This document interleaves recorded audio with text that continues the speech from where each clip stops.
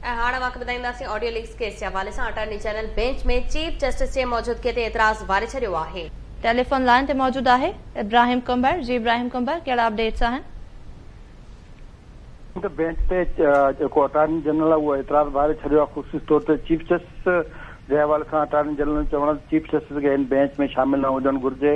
उन ते अदालत जूं ऑब्जर्वेशन आहियूं। चीफ जस्टिस चवण की अदलिया जेको आहे उहो आइन जी बुनियादी आइन ऐं बुनियादी हक़नि जी मुहाफ़िज़ आहे ऐं हुकूमत जेको चीफ जस्टिस जे खे रेगुलेट करण जे हवाले सां कानून साज़ी जेका कई आहे उन में बि तकड़ी जेको तकड़ खां कमु वरितो वियो आहे। उन हवाले सां हुकूमत असां खां को मशवरो कोन्हे वरितो वियो। असां खां जेकॾहिं को मशवरो वरितो वञे हा त असीं को सही जेको रस्तो ॾेखारियूं आहे। चीफ जस्टिस जो इहो पिणु चवणु आहे त हुकूमत पंहिंजी मर्ज़ी जो जेको उहो कमीशन में चीफ जेको जज मुक़ररु कयो आहे ऐं उन ॾस में बि अदालत सां जेको को मशवरो न आहे कयो। मादी या फैसला सुप्रीम कोर्ट जा रूल्स मौजूदु आहिनि त अहिड़े क़िस्म जा फोरम जोड़ण वक़्तु चीफ जस्टिस जेको आहे उन सां मशवरो कयो वेंदो आहे। हीअ असांजी इंतिज़ामी जेको इख्तियारनि में मुदाख़लत आहे ऐं हुकूमत जे लाइ असांखे एतिराम आहे। पर जेको अदालती मामला आहिनि उन्हनि में जेको हुकूमत मुदाख़लत जेको उहो न करणु घुरिजे। चीफ जस्टिस चवणो त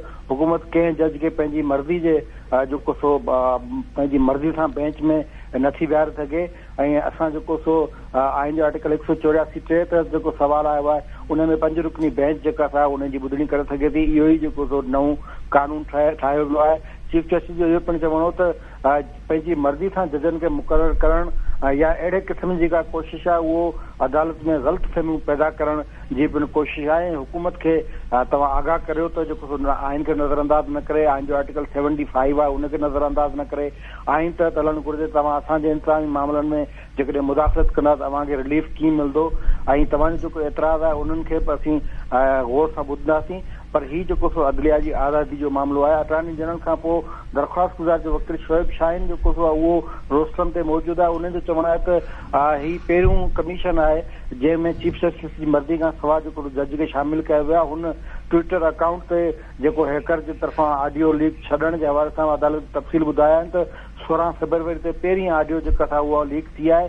कमीशन कहिड़ी रीति ठहियो आहे? कमीशन जा जेके TORs आहिनि उहे बि जेके से ॾिसो आइन जे ख़िलाफ़ आहिनि ऐं अदालती मामलनि में सिधी सही मुदाख़लत कई पई वञे ऐं इन मामले ते गौर करणु घुरिजे। जी ठीकु आहे इब्राहिम कुंबर, अपडेट करण लाइ वॾी महिरबानी।